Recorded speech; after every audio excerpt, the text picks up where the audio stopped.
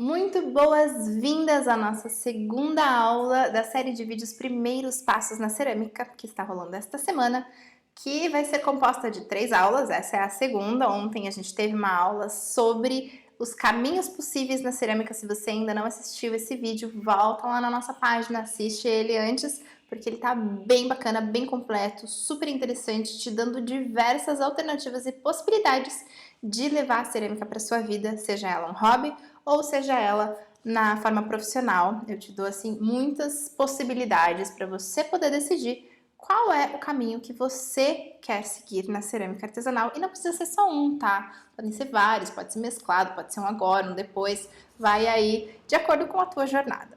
Hoje a gente tá aqui para falar sobre a argila, que é o material básico. Sem ela a gente não faz cerâmica. E amanhã a gente vai ter a nossa terceira aula para falar sobre ferramentas e materiais essenciais para você produzir na sua própria casa. Eu montei a alternativa, de um ateliê portátil que vai dentro de uma dessas caixas organizadoras. E com isso você consegue ter uma produção bem sucinta, assim, num espaço bem resumido e que dá para você ter na sua casa tranquilamente, tá? Sem grandes sujeiras e tudo mais, mas eu falo mais sobre isso amanhã, na aula de amanhã. E a gente vai terminar essa semana na quinta-feira, dia 8, com uma live na parte da tarde, às 3 horas, comigo e uma convidada especial. E nessa live eu vou falar para vocês sobre o caminho na cerâmica, do zero até a venda de uma primeira peça. Ah, Cíntia, mas eu quero levar a minha vida na cerâmica apenas como um hobby. Então, essa live pode sim ser para você, no sentido de que você vai ter uma peça extremamente boa, numa qualidade suficiente para ser vendida, ou seja, as suas peças para uso na sua casa ou para presentear vão estar, assim, excelentes, excepcionais. E se porventura você algum dia resolver comercializar suas peças, você já vai estar aí no caminho para fazer isso também. Já aviso que estou com a minha cola aqui do lado, que é a minha pauta, da mesma forma como eu estava na aula de ontem. Então, vocês me deem licença se eventualmente eu ficar assim, ó, olhando para o computador para ver se eu não estou deixando de falar nada para vocês, porque é bastante coisa. Especialmente hoje, é uma aula com conteúdo bem denso, já vou avisando. Tem uma parte mais técnica, tem uma parte bem prática também, assim, de escolher, de estética, de tomar decisões, escolher fornecedores e de compra de materiais e uso de materiais, mas tem uma parte mais técnica também, porque a gente vai falar sobre o material em si, tá? E última coisa que eu tenho para contar para vocês é que se você caiu aqui neste vídeo de paraquedas, você não está ainda no nosso grupo exclusivo de WhatsApp, vai lá no Instagram e digita a palavra grupo no direct, manda mensagem para o nosso Instagram, @vitafeitamão, grupo, sem o no final, sem ponto de exclamação, sem aspas, sem nenhuma firula, só grupo normal, que aí você vai receber o link para você poder entrar no grupo de WhatsApp. Esse grupo é bem bacana porque lá a gente está passando todas as informações sobre esta série. Os links dos vídeos todos estão disponíveis lá, inclusive se você chegou nesse vídeo, mas não tem acesso ao anterior, é lá que você vai conseguir os links todos bonitinhos.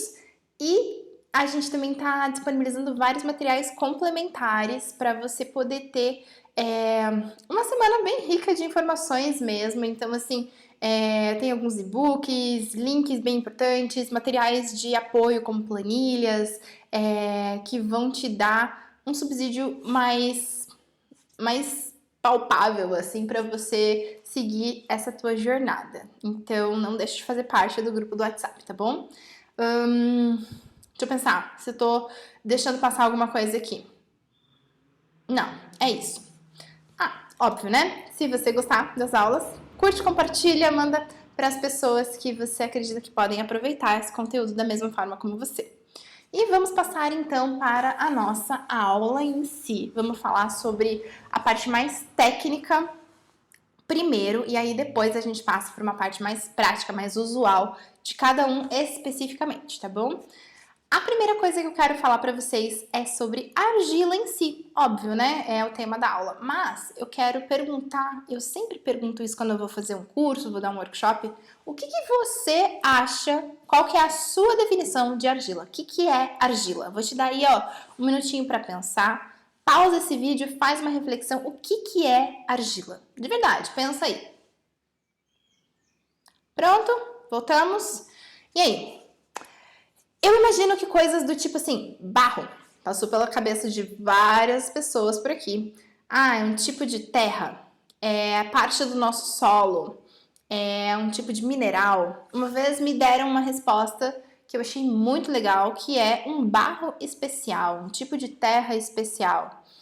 E eu acho que foi a resposta mais próxima, talvez, da minha concepção de argila. Mas, óbvio, nós temos uma concepção teórica, assim, química, industrial, de materiais mesmo, que é bem prática, que é silicato hidratado de alumínio. Meu Deus do céu, falei grego para muita gente, né? Mas lembrem lá de coisas básicas que a gente aprendeu na escola, né? Sílica e alumínio são dois elementos, sim, da tabela periódica. Não me matem por isso, estou falando de tabela periódica, que sim, estou. Mas a sílica e o alumínio a gente consegue lidar com eles, né? A sílica é aquilo que tem lá na areia, no quartzo, que daí moe para fazer vidro. A sílica, gente, a sílica é só isso, só vidro, tá? E o alumínio, a gente tem papel alumínio que a gente usa na cozinha, a gente tem várias coisas feitas de alumínio, né? Latinha e tudo mais, que vai para reciclagem e tal. Então, assim, o alumínio e a sílica, eles são próximos da gente. E não é por acaso que eles são tão próximos da gente e que a gente tem tanta noção deles, porque a sílica e o alumínio são simplesmente os elementos que estão em maior quantidade em toda a composição da crosta terrestre. Agora eu tô falando de geografia, eu sei, não me matem depois dessa aula, eu falei que ia ter teoria.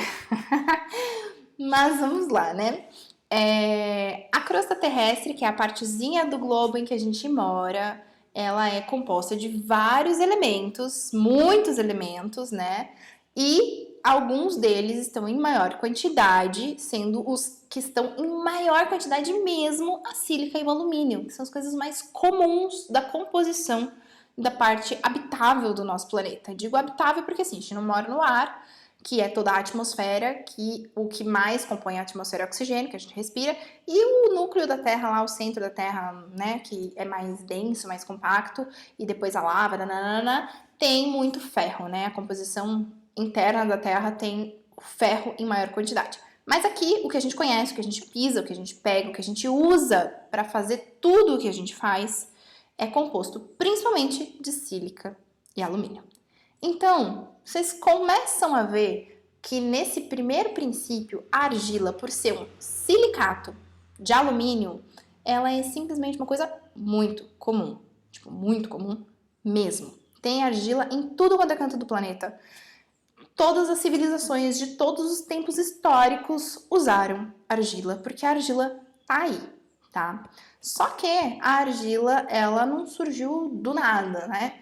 Ela foi se formando, ela foi aparecendo, se unindo, criando seus depósitos, né? Ao longo de milênios e milênios e milênios do que se chama de intempéries.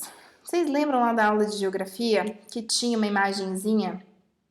Eu não consegui achar essa imagem no Google, mas eu tenho a memória de que isso tinha no meu livro didático, sei lá, da sétima, oitava série, talvez.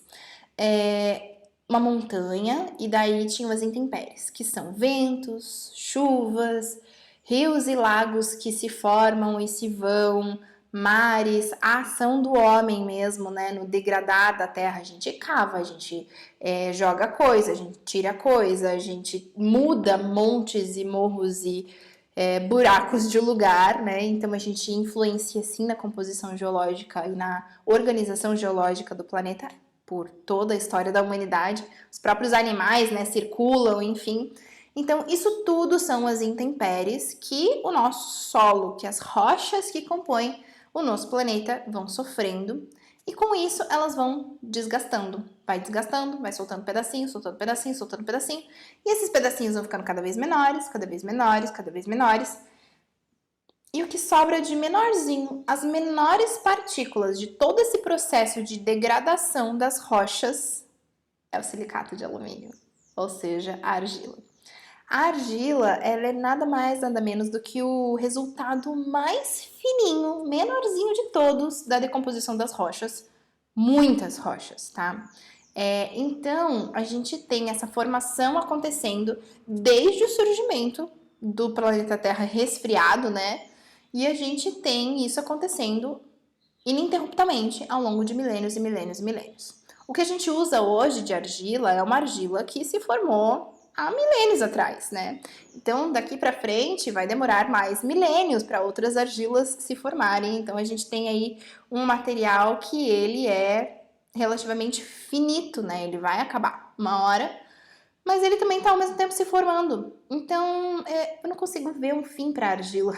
Então, muito do que a gente faz, do que a gente usa no nosso dia a dia, do que a gente constrói enquanto objetos, assim, produzidos pelo homem, é feito de argila. É argila ou massa cerâmica. Argila no sentido de que a gente faz tijolo, a gente faz telha, a gente faz filtro de barro, a gente faz potinho, a gente faz caneca, a gente faz dutos de tubulação, né? Antigamente que a gente tinha aquelas manilhas de barro para esgoto, água e tudo mais, os encanamentos eram feitos de argila. A gente tem revestimentos, né, de piso, de parede, tudo feito de argila. A gente tem objetos culturais, objetos religiosos, a gente tem objetos que representam o nosso entorno, muita coisa feita de argila mesmo natural, que se usa, né? Não só nos utilitários de cozinha, nas decorações, nas construções, argila em tudo quanto é canto. Mas aí existe um outro negócio que a gente também fez, que é a massa cerâmica. Enquanto seres humanos que somos maravilhosos, a gente tem a necessidade de ter mais controle sobre as coisas, né?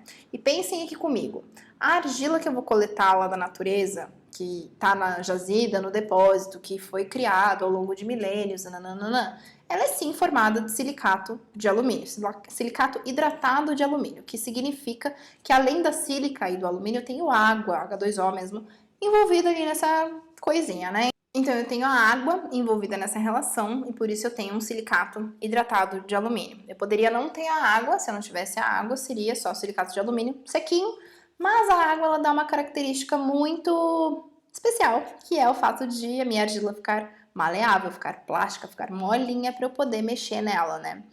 E com isso, eu tenho lá na montanha essa composição básica, mas a montanha, os vales, as jazidas, eles não são formados só disso, eles são formados de todos aqueles outros elementos que têm em menor quantidade, que eu comentei agora há pouco, porque por mais que a sílica e o alumínio sejam em maior quantidade, os outros continuam existindo, eles não deixaram de existir.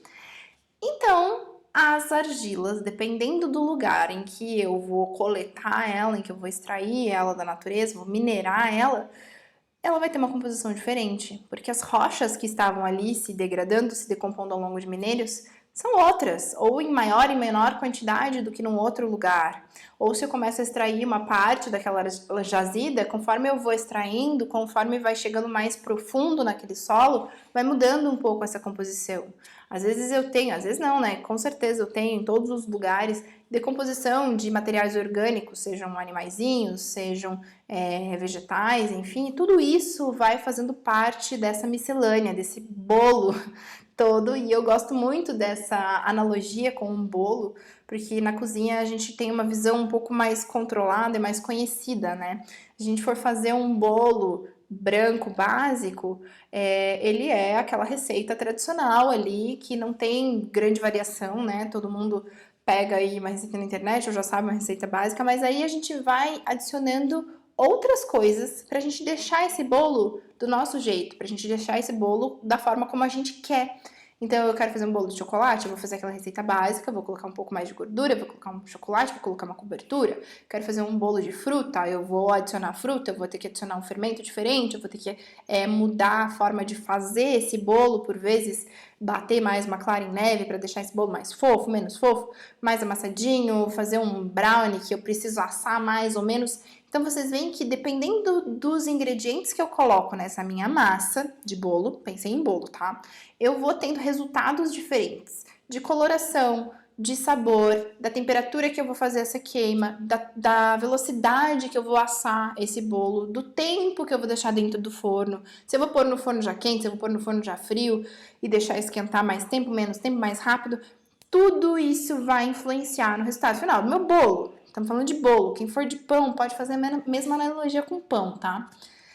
Mas, quando eu tô falando de argila, e eu quero ter um resultado, perdão, eu quero ter um resultado definido por mim, que eu tenha como esperar algo minimamente previsível, eu preciso compor a minha própria massa. Porque se eu for pegar sempre a argila natural lá da montanha, eu vou ter um resultado que não é tão constante. E aí eu gosto muito de um exemplo para vocês entenderem bem, que assim, quando você vai trocar o piso da sua cozinha, do seu banheiro, lajota, enfim, de parede, você chega lá na loja de materiais de construção e o vendedor fala o que para você? Compra a metragem que você precisa e mais uma caixa de excedente, porque se der algum problema e você precisar repor, o próximo lote vai ter alteração de cor. Todo mundo que fez uma reforma ou construiu já ouviu isso. E na cerâmica não é nada diferente, porque é o mesmo material. A lajota, o porcelanato, o piso, qualquer coisa que a gente vai usar, né, para revestimento, é cerâmica, é feito de cerâmica, feito dos mesmos minerais que a gente vai usar na cerâmica artesanal. Então, isso tudo é importante vocês terem em mente que esse material que a gente usa é um material mutável. E pensem mais uma coisa, tá? Se na argila, no minério, né, na massa que é industrial, que tá lá sendo vendida na loja de material de construção por uma marca super renomada em materiais de revestimento, vai ter alteração no próximo lote? Quem sou eu num ateliê artesanal para querer que a minha argila seja sempre igual, tá? A gente não tem a regularidade de processo, o controle de processo que uma indústria tem num ateliê de cerâmica artesanal. Muito longe disso, na verdade. E se eu for trabalhar com a argila 100% natural, aí eu não tenho nenhuma previsibilidade. Eu tenho a previsibilidade de que meu trabalho vai ser variável. Só isso. Bom, então para falar para vocês sobre a massa cerâmica, que é essa massa desse bolo personalizado por mim, ou no caso, por uma empresa que vai fazer personalizado e me vender personalizado, primeira coisa é entender que pode sim ter alteração. Vai ser uma alteração mínima? Vai ser uma alteração mínima. Mas ela vai existir, tá bom? Não tem como ser 100% igual sempre. É impossível, tá? Porque o mundo é diferente em cada cantinho dele. As jazidas de argila são diferentes. E quando eu vou fazer uma massa cerâmica, eu entendo que eu tenho meu bolo básico lá, meu silicato hidratado de alumínio, e eu posso adicionar outros elementos, que são outros minérios, outros pozinhos de rocha, que vão me dar resultados específicos. Então, eu posso querer mudar a temperatura que eu vou fazer a queima dessa argila, eu posso mudar se ela é mais plástica ou mais seca, eu posso mudar se ela vai aguentar mais um choque térmico ou não, se ela vai ser uma massa mais porosa ou menos porosa, se ela vai ser uma massa de uma cor específica ou de outra. Tudo isso pode ser controlado com a junção de elementos específicos, que são todos minérios extraídos da natureza, extraídos de montanhas, de rochas, enfim, né? A gente trabalha com o subproduto muitas vezes, mas com o fruto da mineração mesmo, tá? Das grandes mineradoras. Não é à toa que, e aí agora eu vou entrar num outro viés da nossa aula, que eu vou falar um pouco para vocês sobre fornecedores. Um grande fornecedor que a gente tem de argila, de massa cerâmica, entendam que a massa cerâmica, ela tem argila natural na composição dela, mas eu junto vários outros minérios para fazer essa massa chegar sempre no resultadinho que eu quero, tá? E esse resultadinho engloba todos esses aspectos, não é só o aspecto estético, ok? A Terra Nova, em 2019, entrou no mercado de cerâmica artesanal com um catálogo de massas muito bonito, muito incrível, e foi muito importante eles terem feito isso, porque por ser uma grande mineradora, eles entraram no mercado com uma coisa mais profissionalizada. Eles trouxeram, junto com o catálogo de argilas deles, que já era um catálogo muito mais variado do que o que a gente tinha disponível no mercado até então, uma tabela. Uma tabela linda, maravilhosa, perfeita, simplérrima, mas que por ser uma mineradora, eles tinham equipamentos, eles tinham um laboratório dentro da própria mineradora capaz já de fazer as análises que pra gente, enquanto ateliê de cerâmica artesanal, são sim muito importantes, mas até então não se dava tanto valor assim, eu acredito. Existe todo como é que eu posso dizer? Uma cultura, né, de cerâmica artesanal, tá muito ligada a esse universo artístico mesmo, de esperar o resultado natural da coisa acontecer e aceitar as variáveis, justamente por não se buscar controlar os processos de forma muito, assim, mínima, sabe? Então, o que aconteceu? Que quando Terra Nova entrou no mercado, eles trouxeram pra gente informações como taxa de retração das argilas e permeabilidade, né? A taxa de permeabilidade das argilas em diferentes temperaturas de queima. E isso foi uma revolução no mercado das massas cerâmicas brasileiras. Essas informações, né, que é a taxa da retração e a porcentagem de permeabilidade, de absorção de umidade das massas em diferentes temperaturas, é uma coisa que influencia bastante na nossa forma de escolher essas argilas. Vamos pensar aqui no porquê que isso acontece. Dependendo do que eu vou produzir, e aí eu posso querer produzir qualquer coisa. Muita gente hoje em dia tem ido para a linha dos utilitários de cozinha, né, que são as louças que a gente pode usar em casa, a gente pode utilizar em cafés, restaurantes, a gente pode presentear, enfim. Esse tipo de uso da argila, né, para produzir esse tipo de peça, eu preciso que essa massa seja capaz de, depois que eu transformar ela em cerâmica, me dar alguns resultados bem específicos. Eu preciso que ela seja uma peça resistente, especialmente se eu for passar para uma cozinha de restaurante. Não sei se vocês já tiveram a oportunidade de ver uma cozinha de restaurante, a forma como as peças são tratadas, né? São transportadas de um lado para o outro, colocado tudo na pia, as peças se batem, às vezes vai levar numa bandeja por um garçom cheio de peça empilhada. Tudo bem, né, que um restaurante que utiliza louças de cerâmica artesanal tem um cuidado diferente, mas a gente precisa levar em consideração que não é o mesmo cuidado que você vai ter em casa, com a canequinha que você comprou na sua viagem, toda especial, que a gente lava coladinho, macio da bucha para não riscar, que a gente manuseia, né, de uma forma especial. Eu já vendi peça para pessoas que nunca usaram as peças porque a pessoa tem dó de usar, tem medo de quebrar. Então, assim, uma cozinha de restaurante é outra realidade, outra realidade. E as peças precisam dessa resistência, elas precisam dar conta disso. Eu preciso de peças que sejam resistentes à água, que não tenham permeabilidade suficiente para chupar a água ali no contato com líquidos, né, que vão ser servidos nessas peças, em copos, canecas, tigelas de sopa. Esses dias o próprio pessoal da Nova Farias, que é uma outra fornecedora, uma outra empresa fornecedora de massa cerâmica, estava me falando, por exemplo, do caso das queijeiras, que o queijo, se eu for colocar um queijo branco que tem aquela aguinha do queijo, a aguinha vai ficar em contato com a peça, com a cerâmica, com a argila e pode ser absorvida. Pode não, né? Provavelmente vai ficar com mau cheiro e vai embolorar a peça. Então, são coisas que eu não posso permitir que aconteçam, né, no uso do dia a dia. Eu já vi casos, assim, de a peça vazar água, né? Eu mesma, lá no começo que eu não tinha noção da diferença que a argila faz, eu fiz as minhas lembrancinhas de casamento em copinhos assim, com uma argila que era completamente permeável na temperatura de queima que eu tinha acesso.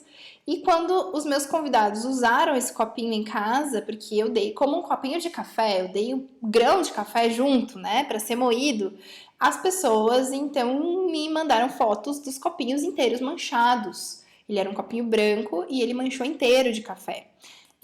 Então, assim, são situações bastante desagradáveis e bastante desnecessárias que a gente pode evitar se a gente tiver um conhecimento sobre a massa cerâmica que a gente está usando, a argila que a gente está usando, só que a gente precisa dessa informação. E a Terra Nova veio, então, com essa tabela ali em 2019, que foi o que puxou os outros fornecedores a fazerem esse tipo de análise, e hoje a gente tem um mercado muito mais estruturado aí numa questão de 3 anos. É uma revolução, assim, maravilhosa de assistir, a gente ainda está passando por ela, então é um processo que ele está acontecendo, e você está entrando na cerâmica neste momento? Olha que emoção! Mas, voltando, né, para os tipos de peças que a gente pode fazer e a massa ideal, como é que eu vou pensar na massa? Então, se eu estou pensando lá no meu utilitário de cozinha, o que eu preciso pensar é isso, eu preciso de uma massa que vai me dar resistência a bater, mecânica e tudo mais. Óbvio, depois eu vou pensar na forma de fazer essa peça para usar o melhor possível essa massa, né? Eu vou pensar na espessura da minha peça, na técnica de modelagem dessa peça. Existem outros fatores, mas aqui eu tô falando da argila. Se eu for entrar em outros fatores, a gente não termina essa aula nunca, tá? Eu preciso que ela não tenha essa permeabilidade. Essa questão da permeabilidade para utilitário, que vai água, e aí a gente pode entender tanto os utilitários de cozinha, quanto um vaso, por exemplo, que eu vou colocar água para fazer um arranjo de flor dentro. Tem-se um número que é 0,3%, ou melhor, perdão, que é 3%, que eu honestamente não sei de onde esse número surgiu. Nas diretrizes brasileiras não diz nada, já procurei. Se alguém tiver essa informação, me manda no e-mail, gente, vidafeitamão@gmail.com. Pode mandar lá mesmo, se alguém tiver informação oficial sobre esse número. Mas eu sei que a indústria norte-americana também se pauta em até 3% de permeabilidade, de absorção de água pelas peças. Eu acho muito, porque 3% é 3%. É água, tá entrando água ali, tá entrando micro-organismo junto com essa água. E no caso, por exemplo, de uma queijeira, que é leite apodrece, né? E fica fedido e dá mofo muito fácil. Então, assim, eu acho que 3% é muito. Eu já ouvi em alguns cursos que eu fiz falando de menos de 1%, pelo menos menos de 1% de permeabilidade para essa massa ser adequada para uso utilitário. Então, isso vai variar conforme a massa que eu estou usando e a temperatura que eu estou fazendo a queima dessa massa. Porque como eu falei lá no caso do bolo, lembra do bolo que a gente estava falando antes? Se eu assar o bolo numa temperatura mais alta ou mais baixa, eu vou ter um resultado diferente desse bolo. Tem bolos que eu vou precisar assar a 180 graus, tem bolos que eu vou precisar assar a 200 graus, para eu ter um bom bolo, certo? No caso da argila é a mesma coisa, são composições diferentes. Então, tem argila que eu vou precisar queimar a 1220 graus para ela me dar um bom resultado.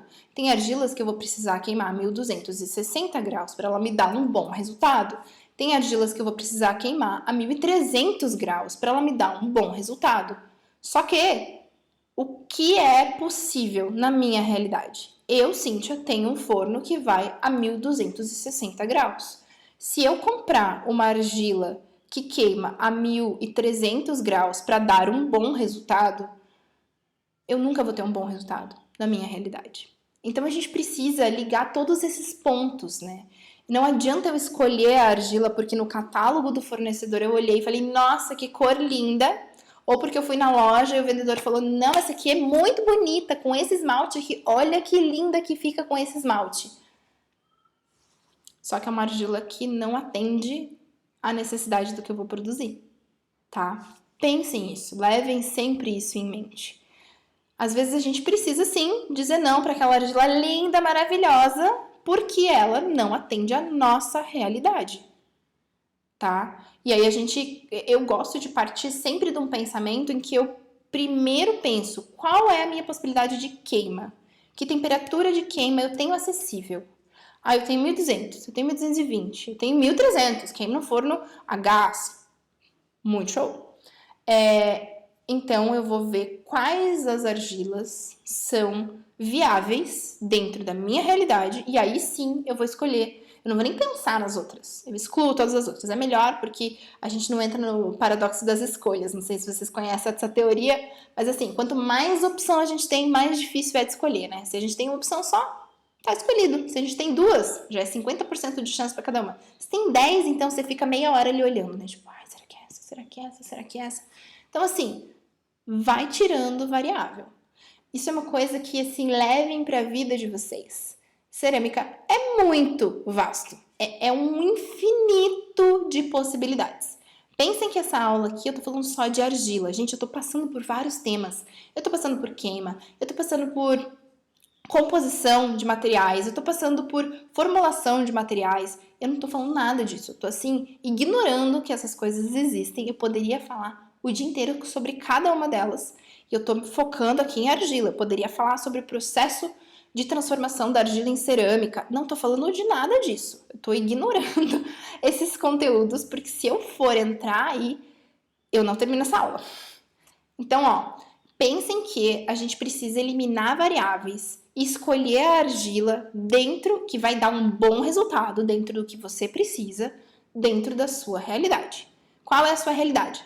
É um forno que vai a 1240 graus? Então você pode escolher todas as argilas, dentre todas as argilas, que vão dar um bom resultado para você no que você está fazendo a 1240 graus. Beleza, você tem esse range de argila, essa gama de possibilidades, aí você vai escolher a cor que te atende, beleza? Pensando desse jeito, a coisa vai funcionar melhor. Só que eu não faço só utilitário de cozinha, certo? Eu posso fazer joias, por exemplo. Eu acho que essa questão do utilitário de cozinha, o utilitário para casa mesmo, no caso dos vasos, peças externas, potinho de ração do cachorro, todas essas coisas que vão em contato com alimentos, com gordura, com líquidos, que precisam armazenar líquidos de alguma forma,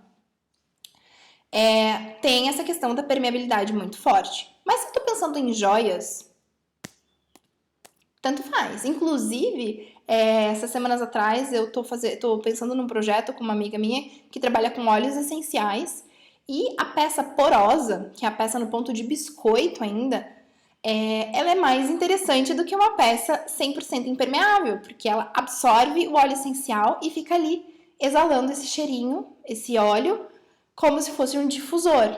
Então, pouco me importa a temperatura em que essa argila vai estar no máximo de impermeável que ela dá conta.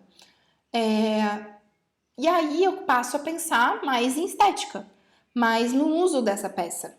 E no caso de joias ainda, qual vai ser a forma que eu quero? Eu quero uma coisa muito orgânica, muito cheia de curvas. Eu quero uma coisa mais leve, por exemplo, fazer brincos. Não fazer brincos super pesados que eu vou rasgar a orelha de todo mundo, né?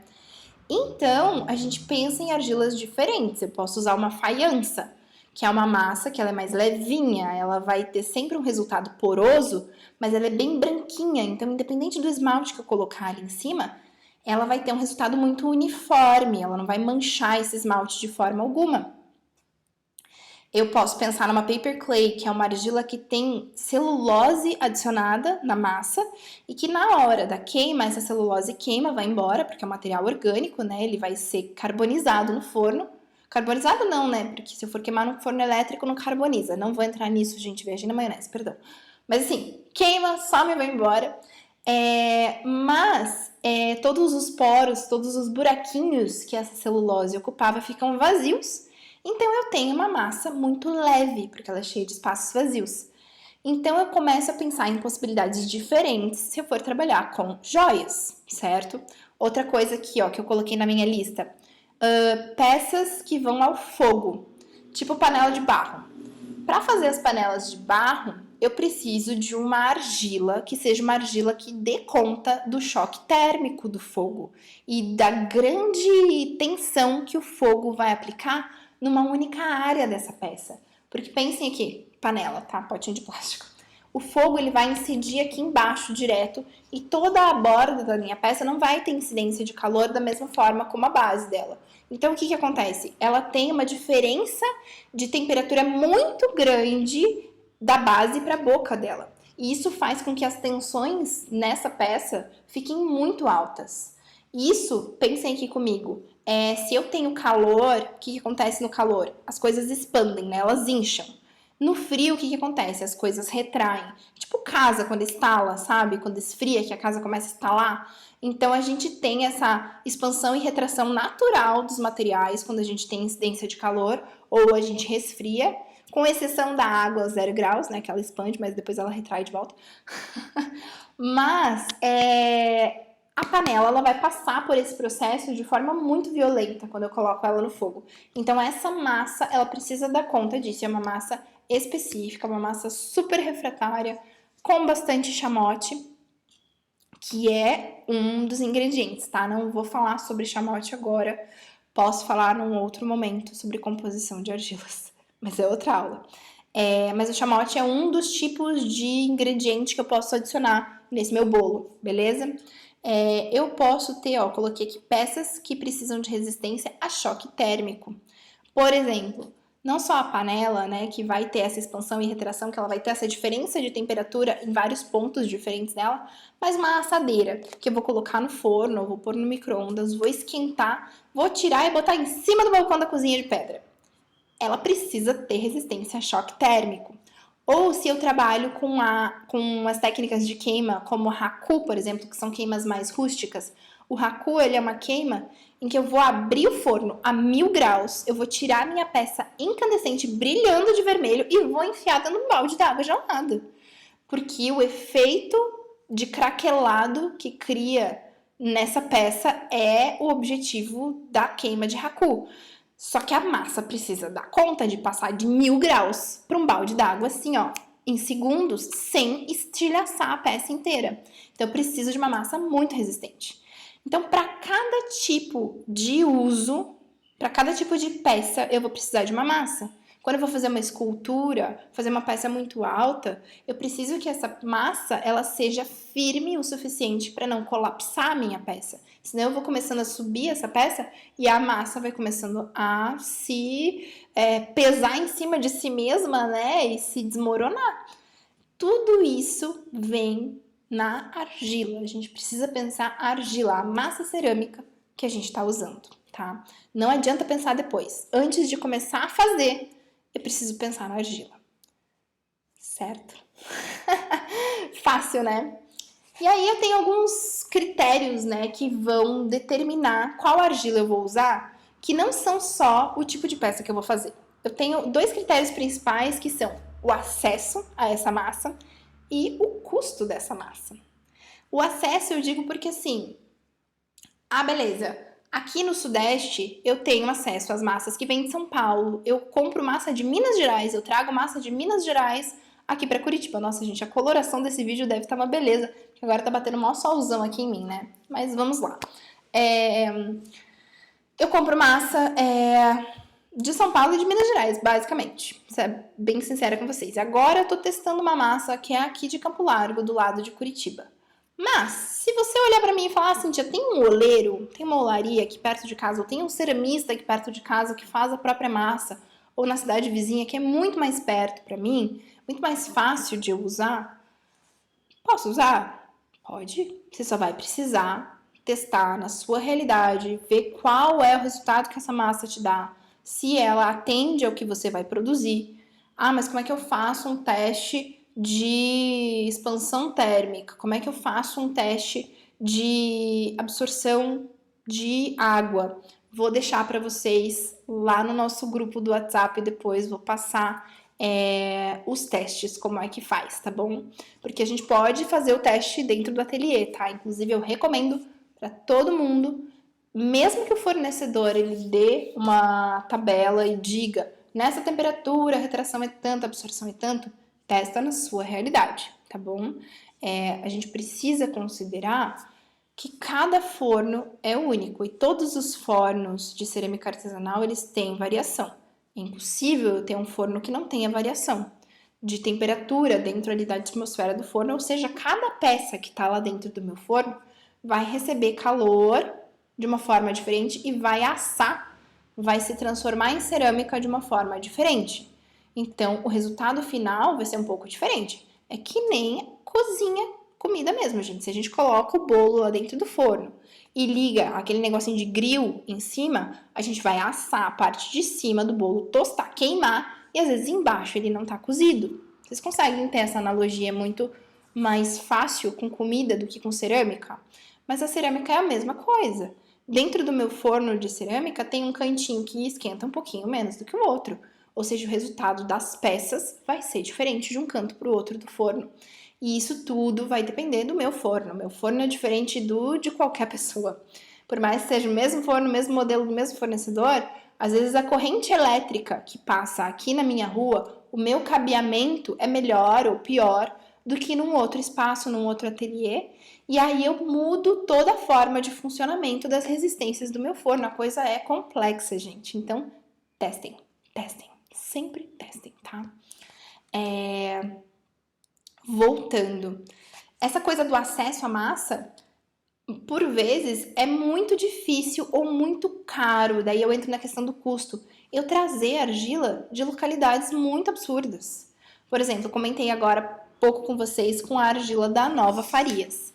A Nova Farias também é um produtor de São Paulo, eles são localizados na capital de São Paulo e eles têm uma massa excelente. Eu testei há muito tempo atrás, tenho vários colegas em São Paulo que utilizam a massa deles, gostam, recomendam muito. Eles têm linhas, tanto uma linha tradicional, que é uma linha que vai queimar ali a partir de 1260, 1280, 1300 graus, que é focada para ceramistas que têm forno a gás ou a lenha. E aí, além dessa linha para 1300 graus, eles têm então a linha para temperaturas mais baixas, que é ali 1220, 1240 graus, que é a linha que eles chamam de Cone 6 e 7. Cone é um marcador de temperatura que a gente põe dentro do forno para ver se o forno está atingindo a temperatura certa, e a gente fala em ceramiquês, a gente às vezes não usa a temperatura, a gente não fala 1220 graus, a gente fala Cone 6, tá? Mas isso também é assunto para uma outra aula. Se vocês tiverem interesse, tem bastante desse conteúdo sobre queima numa live que eu fiz e que está disponível no nosso curso gratuito. Se você não sabe que a gente tem um curso gratuito, já estou fazendo uma pausa aqui para contar sobre ele, é só se cadastrar na nossa plataforma de cursos e lá tem o curso gratuito, que é uma introdução à cerâmica, bem passo a passo, fala sobre muitas coisas da base da cerâmica também, num sentido bem prático, assim. Então, ensina a sovar, ensina algumas das primeiras técnicas e eu falo sobre queimas, como é que funciona esse processo de queima, para que serve, como que é a transformação da argila em cerâmica. Então, vários desses conteúdos que eu tô deixando no ar aqui nessa aula, vocês conseguem adquirir no curso gratuito, que é gratuito! Olha que coisa maravilhosa! Então, se você ainda não assistiu ele, se cadastra na nossa plataforma de cursos. Eu vou mandar o link também no nosso grupo do WhatsApp e vocês podem acessar lá para assistir o curso e essa aula sobre queimas, que é bem bacana, tá? Ela é uma live que eu fiz. Mentira, não é uma live, mas é um vídeo bem como esses, bem falado, assim, que eu vou contando o processo, tá bom? Voltando, eu estava contando sobre a Nova Farias e eu vou contar para vocês também sobre outros fornecedores que a gente tem. A Nova Farias tem então essa linha tradicional, que é para temperaturas mais altas, tem a linha para temperaturas mais baixas, que é 1220, 1240 graus, que é o Cone 6 e o Cone 7. Eles têm ainda uma linha que eles chamam de linha Color, que é uma linha de argilas coloridas, que é muito legal e que você pode fazer as suas peças já coloridas, com a massa colorida, e através disso você poupa às vezes tempo de esmaltação, ou você pode só passar um esmalte transparente e já ter um resultado super legal nas suas peças. Depois então da Nova Farias, tem um outro fornecedor em São Paulo, que é a Pascoal Massas. A Pascoal, eu acho que é o fornecedor mais, assim, disseminado no país inteiro. Não tem ceramista que nunca tenha usado uma massa da Pascoal. A famosa tabaco da Pascoal, a terracota deles também é maravilhosa, especialmente para produção de esculturas. As massas deles são muito legais. Então, a Pascoal tem uma história muito longa, principalmente com a produção artística de cerâmica, né? E aí a gente encontra as massas deles com muita facilidade, em muitos ateliês usam há muito tempo, mas também são massas para temperaturas mais altas, com exceção da tabaco deles. A tabaco, ela é uma massa que consegue um bom resultado ali em torno de 1220, 1240 graus. As demais massas, talvez com exceção da terracota e da creme, que são massas que vão queimar, vão ter uma temperatura de queima para um bom resultado. E esse bom resultado que eu tô dizendo, tá, gente, é pensando na permeabilidade das peças, tá? Porque se eu for trabalhar com peças artísticas, decorativas, peças, como eu comentei, das joias, eu não preciso pensar nesse bom resultado de permeabilidade, de absorção de água, tá? Isso daí se torna irrelevante. Mas é que eu tenho esse pensamento porque a minha produção sempre foi de utilitários, tá? Essas demais massas da Pascoal, que não são a tabaco, a terracota e a creme, vão precisar de uma temperatura mais alta para dar esse bom resultado de absorção de água. E aí precisa entrar em contato com eles para perguntar. Às vezes vem especificado no pacote, mas a Pascoal é um fornecedor que eu não tenho uma tabela para falar para vocês, tá? Aí a gente tem mais um fornecedor que é a Resende. A Argilas Resende, ela também é de São Paulo, mas é mais do interior, fica ali em Valinhos, perto de Campinas. E a Resende, ela tem massas muito legais. Eu gosto muito das massas da Resende, as pessoas sempre me perguntam quais massas eu uso. Eu uso massas da Resende, da Terra Nova de Minas, e uso as massas do Argila e Companhia, que é o Eduardo Apolaro. Vai ser meu próximo fornecedor que eu vou contar para vocês. A Resende tem massas bem variadas e bem diferentes. Eu gosto muito do resultado das massas deles. Eles têm um catálogo um pouco mais enxuto de tipos de massa cerâmica, né? De corzinha e tal. Eles têm uma tabaco também, que não é a mesma tabaco da Pascoal. Tem o mesmo nome, mas na Resende você encontra a tabaco com pintas e a tabaco sem pintas. A tonalidade delas também é diferente. É uma massa que nem todo mundo se adapta ao toque dela, porque ela parece mais plástica, mais oleosa.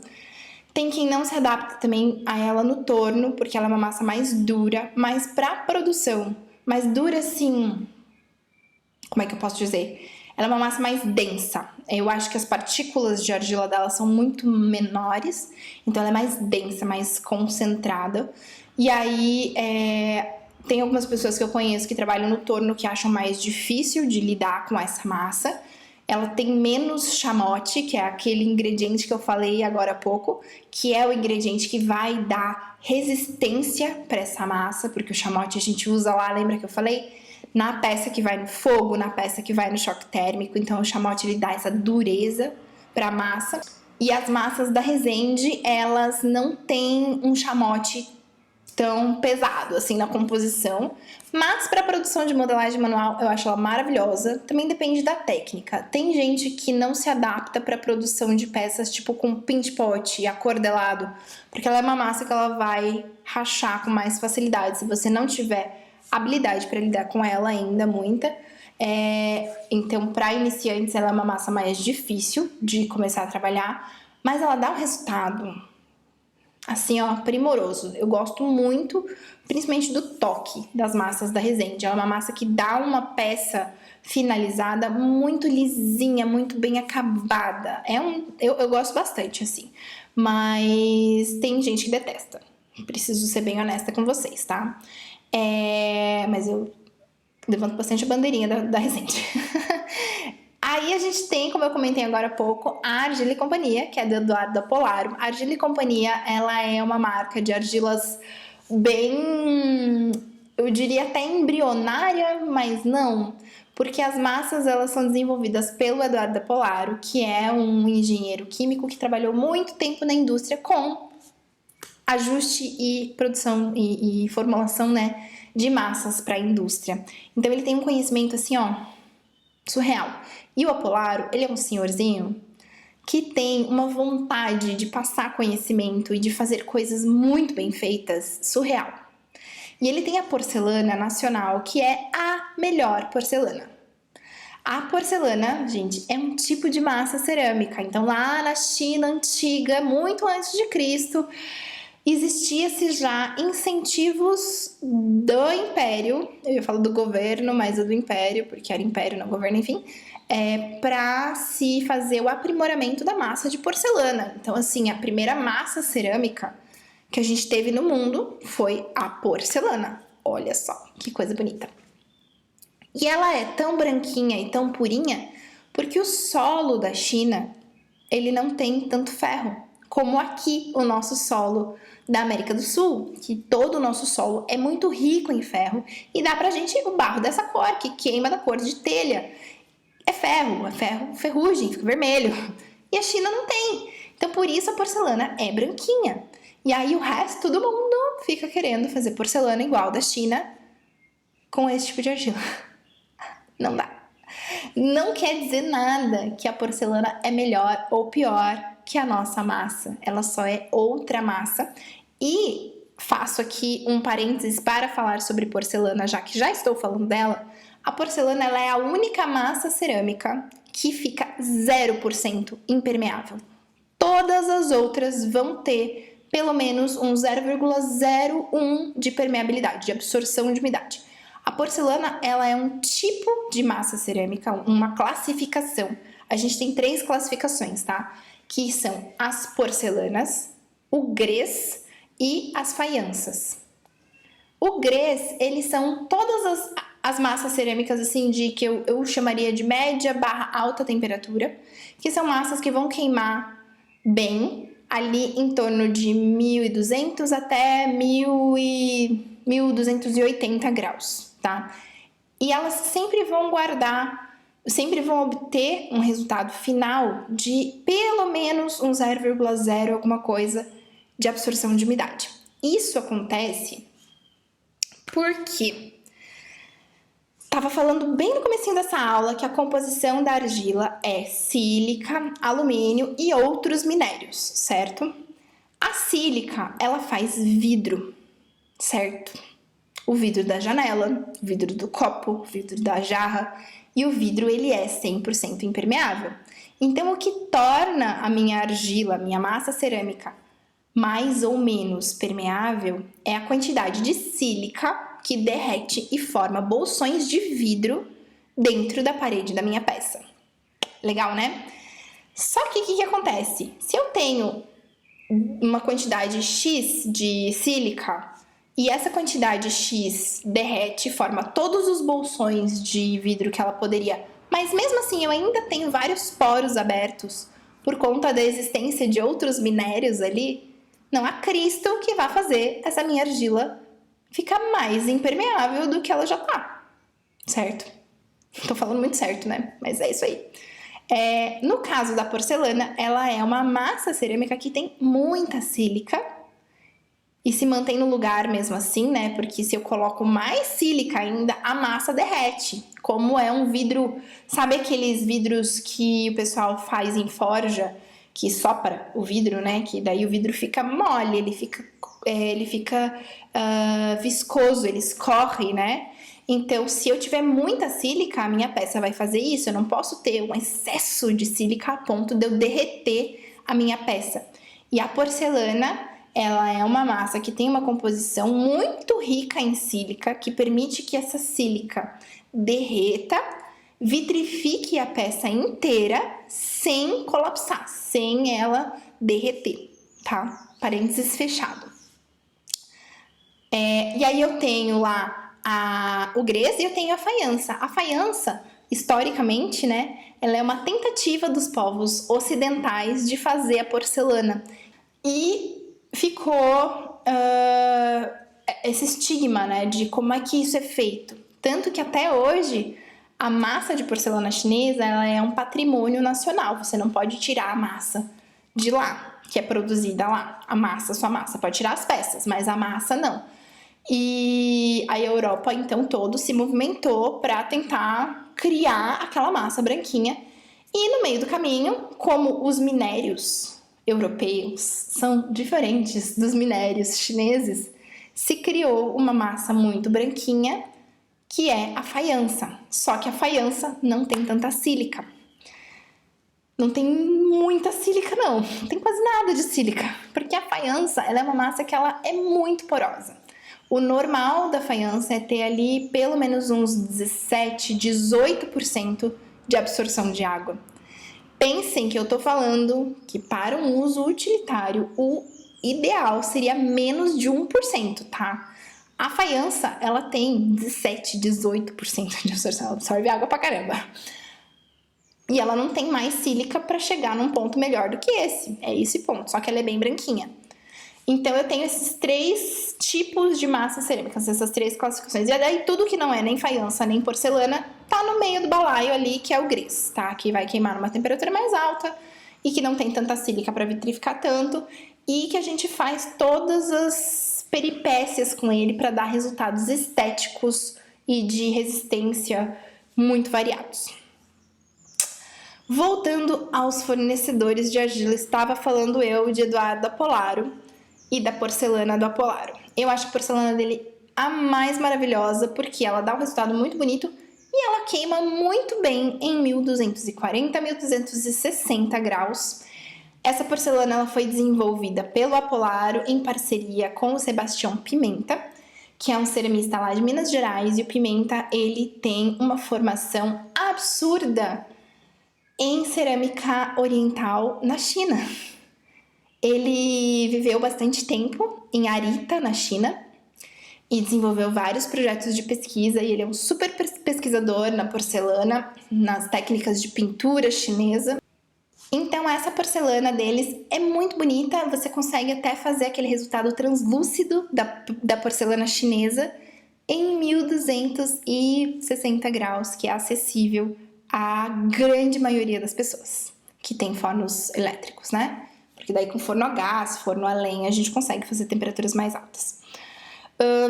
E eles têm também outras massas, eles têm 2 massas de grès, que são cinzinhas claros, assim. Nunca testei, mas confio que sejam boas pelas pessoas que produzem, tá? E por fim, eu quero falar para vocês de massas mais regionais. E aí eu tenho o exemplo aqui da Pasta Ser, que é a antiga Sermassa, que é uma indústria que produz massa cerâmica para a indústria. Tanto a indústria de utilitários, que faz louça artesanal, louça industrial, né? Tipo canequinha, copinho, tipo essas louças assim que a gente tem, né? Tradicionais. Quanto a indústria que faz a parte de lajota, azulejo, revestimentos. Eles desenvolvem as massas cerâmicas para as indústrias e mandam para as indústrias fazerem as suas peças. E eles vendem também a massa deles para cerâmica artesanal, ou seja, você consegue comprar direto da fábrica em quantidades pequenas. Isso é muito legal, eles têm uma massa de faiança. A faiança é ótima, por exemplo, se você for fazer joias ou objetos decorativos, né? Que nem agora eu fiz meu presépio de Natal, poderia muito bem ter feito em faiança. Ia ficar uma peça bem branquinha, mais leve. E a grès deles também é uma massa muito legal. Eu não testei ainda, estou com um pacote aqui ao do meu lado, mas tem bastante gente aqui em Curitiba que usa. O diferente dela é que ela é uma massa que ela não tem nada de chamote, porque a indústria que produz peça de cerâmica não usa massa com chamote. Então a Pasta Ser, que produz a massa para a indústria, não pode ter chamote na linha de produção deles, senão eles vão contaminar as massas dos grandes clientes deles. E nós, réis mortais da cerâmica artesanal, não temos, assim, força de mercado para mudar este padrão. Mas é possível, quem sabe, um dia, né? Então, se você tem perto da tua localidade, da tua casa, na sua cidade ou numa cidade vizinha, uma fábrica de porcelana, de louça, vai perguntar. Gente, entre em contato, porque, assim, a argila, ela existe em todos os buracos desse mundo. Então, a produção de massa cerâmica, ela pode ser inclusive mais artesanal, que nem aqui em Curitiba a gente tem a cerâmica Jardins. A cerâmica Jardins é uma olaria, uma grande olaria que faz de barro, vaso para floricultura, aqueles vasões enormes assim. E eles têm uma massa cerâmica que é vermelha e que é muito boa. Era muito boa, né? Agora ela tá mais granulada porque eles pararam de processar tanto a massa e passaram para uma produção com barbotina. A barbotina, ela é a mesma massa, só que líquida, para a gente fazer peças com outra técnica, que é a técnica com molde de gesso, que a gente chama de colagem. É como se fosse fazer um ovo de Páscoa, para quem nunca viu. A gente enche o molde de argila líquida, a argila gruda no molde, a gente verte, derrama o que sobra e aí fica só a casquinha lá por dentro do molde e aquilo depois descola e vira a nossa peça. É muito legal. Inclusive, deixa eu fazer um jabá aqui para vocês, já comentar que na quinta-feira, dia 8, que vai ser a nossa live às 3 horas da tarde, na qual eu vou contar para vocês a minha trajetória. A Ana, já tô aqui falando o nome da nossa super convidada, vai contar para vocês a trajetória dela. E a gente vai falar sobre esse fazer cerâmica do zero até uma primeira peça vendável, até a sua primeira venda. Eu vou dar para vocês também uma super oportunidade para aprender comigo. Vocês veem que eu gosto de falar, conteúdo nessa cabeça tem bastante. Só não temos tempo hábil para tanto aqui nessa aula, que deveria ter 1 hora, mas já passou. Mas eu vou dar então essa oportunidade muito incrível de vocês aprenderem comigo, serem meus mentorandos de uma forma bem direcionada. E todas essas coisas que eu venho falando aqui, que poderiam ser conteúdos para aulas inteiras, eu vou trazer para vocês de uma forma muito legal na quinta, essa oportunidade de ter esse aprendizado dirigido com essa pessoa que vos fala, tá bom? Então se preparem, se vocês têm interesse em algo nesse sentido, quinta-feira esteja presente na live, não deixe de participar, porque eu vou apresentar isso para vocês, tá?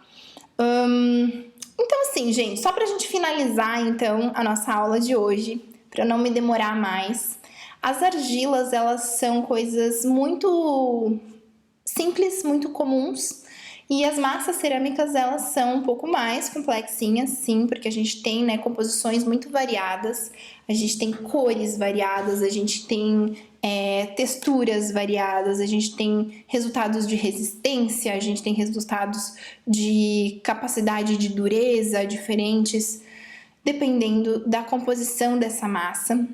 Tudo requer teste. E se vocês puderem se lembrar da máxima, teste sempre, mas sempre escolha a tua massa baseada na tua realidade. E sempre escolha a tua massa antes de escolher o teu esmalte, porque a gente tem diferentes resultados do esmalte dependendo da massa que a gente vai usar. Eu vou dar um exemplo para vocês, tá? Que tá aqui na minha frente, eu guardei. Então, ó, eu tenho 3 massas bem distintas. Eu tenho uma massa preta, eu tenho uma massa que é uma marronzinha com pintinhas, estão vendo? E eu tenho uma massa bem branquinha. E eu apliquei o mesmo esmalte nas 3 peças, tá? Então, na minha massa bem branquinha, o meu esmalte ficou, ó, bem branquinho, é um esmalte branco, tá bom? Na minha massa com pintinhas, marronzinha com pintinhas, eu tenho um esmalte com pintinhas. Olha só que lindo! As pintinhas passaram para o meu esmalte. O mesmo esmalte, massas diferentes. Na minha massa preta, maravilhosa, linda, olha só, essa massa é muito bonita. Ó o meu esmalte. Que coisa mais legal! Eu achei muito da hora isso aqui. Ó, então, gente, escolher a massa antes de escolher o esmalte é muito importante. Quando eu fiz esses testes, eu publiquei no meu Instagram e tem uma colega que viu isso aqui e falou: Cíntia, que coisa mais... Ela faz joias. Que coisa mais maravilhosa, que esmalte é esse? Eu falei, não é o esmalte. Não é o esmalte, isso aqui é um esmalte branco. É a massa. É a combinação do esmalte com a massa. Então, gente, eu não consigo falar mais nessa aula, senão a gente não vai terminar nunca. Vocês viram, falei isso várias vezes durante a aula, mas é verdade. Então, esse universo, ele é infinito. Testem e diminuam as variáveis, para vocês não se perderem nele. E nos vemos amanhã, na próxima aula, em que eu vou trazer para vocês um Ateliê Pocket. Convido os amigos para assistir esse vídeo se você acha que ele vale a pena, se você acha que ele tem um conteúdo que merece ser divulgado, espalhado, proporcionado para mais pessoas. E nos vemos amanhã. Um beijo. Tchau, tchau. E em 2019, se eu não... Amora, sai. Vai pegar esse aqui, ó. Ai, ela bateu na câmera. Não, não. Saco. Boa, Amora. Pausar.